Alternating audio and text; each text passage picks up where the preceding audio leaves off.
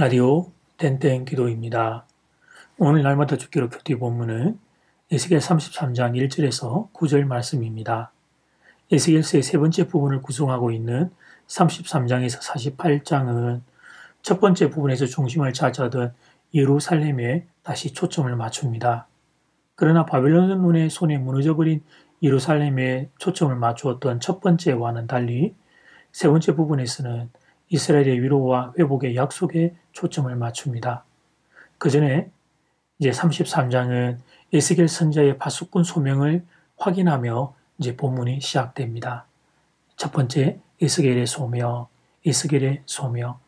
본문의 시대적인 배경은 강도가 날뛰고 강한 자들이 약한 자들을 약탈하던 시대입니다. 이런 상황에서 파수꾼의 역할은 한 사회의 생존에 결정적인 역할을 했습니다. 당시 파수꾼들은 24시간 외부의 동태를 살피다가 위험이 발생하면 나팔을 불거나 봉화를 올려 위험을 알리는 역할을 했습니다. 그러므로 파수꾼이 게으르게 되면 그 성의 운명은 돌이킬 수 없게 되었습니다. 하나님은 에스겔에게 이스라엘 유다의 파수꾼으로 책임 다할 것을 명령하십니다. 7절 말씀, 인자야, 내가 너를 이스라엘 족속의 파수꾼으로 삼음이 이와 같으니라. 그런즉 너는 내 입의 말을 듣고 나를 대신하여 그들에게 경고할지어다. 본문에서 알게 되는 파수꾼의 사명은 자기의 말을 하는 것이 아니라는 점입니다. 하나님이 주신 말씀을 전달하는 것입니다. 그러니까 파수꾼은 메신저입니다. 전달하는 내용을 하나님께 받아서 전달하는 자입니다. 어떻게 생각하면 에스겔 선지자는 당황했는지도 모릅니다.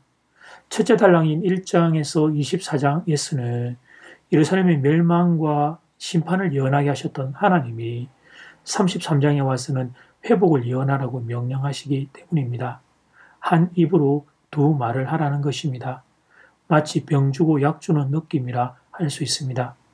이렇게 회복을 명하실 것이면 심판은 왜 이전에 예언하라고 말씀하셨던 것일까? 이런 질문이 생길 수 있는 일이었습니다. 그런데 파수꾼의 사명은 그러합니다. 내가 이해하는 것만 전하는 것이 아닙니다. 파수꾼의 사명은 전달자입니다.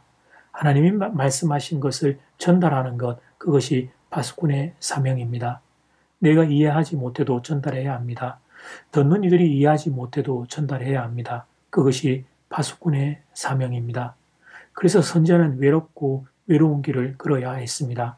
오직 하나님만이 그들의 초점이었기 때문입니다.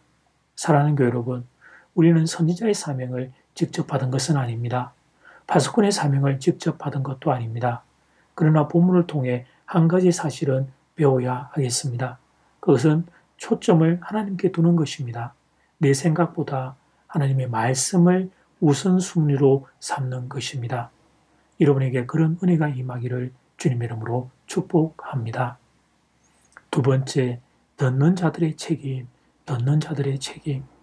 본문의 시작은 에스겔 선지자의 파수꾼으로서의 사명입니다. 그런데 말씀이 전개되면서 말씀을 듣는 이들의 책임으로 화제가 전환됩니다. 파수꾼은 하나님의 말씀을 전하면 그 임무는 끝나게 됩니다. 그 다음은 듣는 이들의 몫입니다. 파수꾼을 통해 들은 말씀에 어떻게 반응할 것인가? 그것은 오롯이 듣는 이들의 몫이 되기 때문입니다. 그 내용이 8절, 9절에 기록되어 있는데 9절 말씀을 제가 읽겠습니다. 그러나 너는 악인에게 경고하여 돌이켜 그의 길에서 떠나라고 하되 그가 돌이켜 그의 길에서 떠나지 아니하면 그는 자기의 죄악으로 말미암아 죽으려니와 너는 너의 생명을 보존하리라. 악인의 에스겔 선지자의 경고를 듣고 돌이키지 않으면 그러면 악인은 자기 죄악으로 말미암아 죽게 될 것이라는 말씀입니다. 이 경우 파수꾼의 책임은 면제됩니다.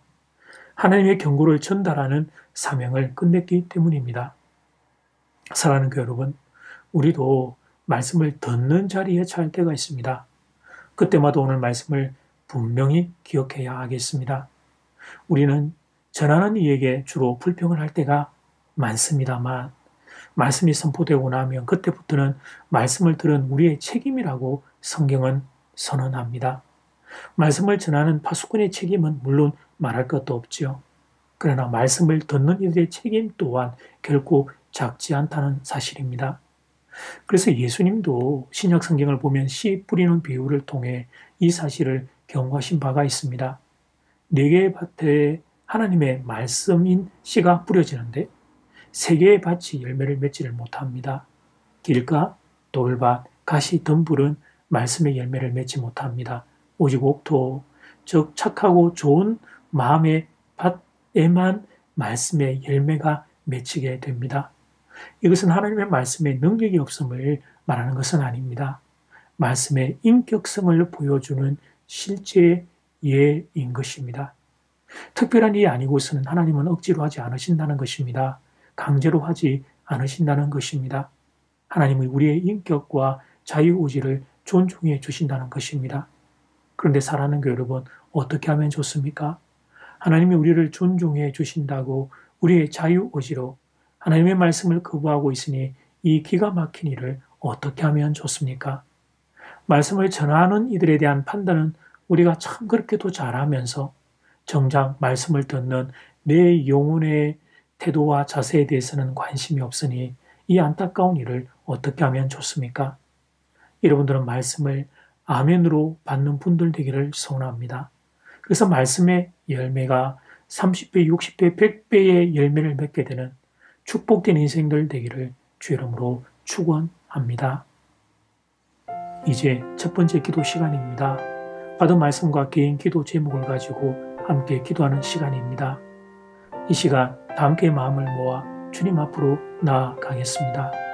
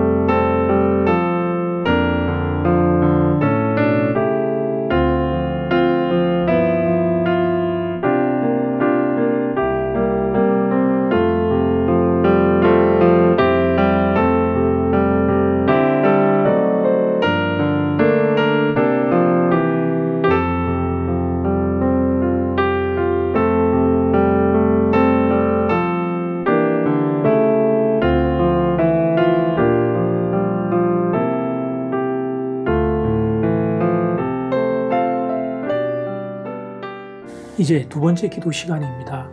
파수꾼의 사명은 이해가 되지 않아도 말씀을 전하는 것이었습니다. 이 사실은 우리도 하나님의 말씀을 우리 인생의 우선순위로 두어야 함을 가르쳐 줍니다.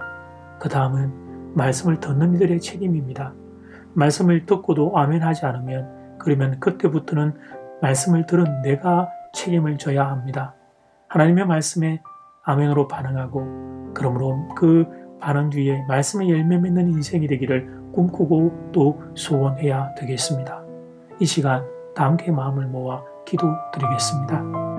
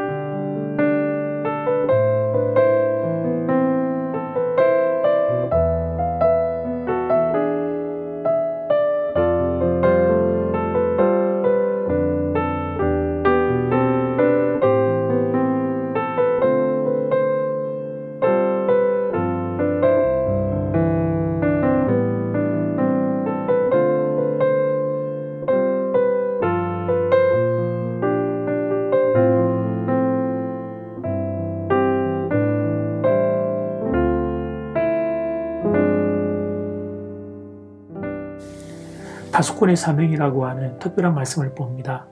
파수꾼의 사명은 내 생각, 내 말이 아니라 하나님의 말씀을 전하는 하나님 그 자리인 것을 보면서 하나님, 나도 내 삶의 우선순위가 하나님의 말씀이 될 수 있기를 먼저 다짐해 봅니다. 한 걸음 더 나아가 또 하나님, 내가 말씀을 듣는 자의 자리에 서게 될 때에는 말씀을 듣는 이의 몫이 있음을 기억하고 말씀을 들을 때 그 말씀에 아멘으로 화답함으로 30배, 60배, 100배의 결실을 맺는 인생이 되기를 소원합니다. 하나님의 말씀이 떨어지는데 하나님의 그 말씀을 거부하는 어리석은 인생 되지 아니하도록 저의 마음을 착하고 좋은 마음으로 하나님 말씀 앞에 세워 주시옵소서. 예수님 이름으로 기도드립니다. 아멘. 이제는 각자 개인적으로 기도하시면 되겠습니다. 평안한 밤 되십시오.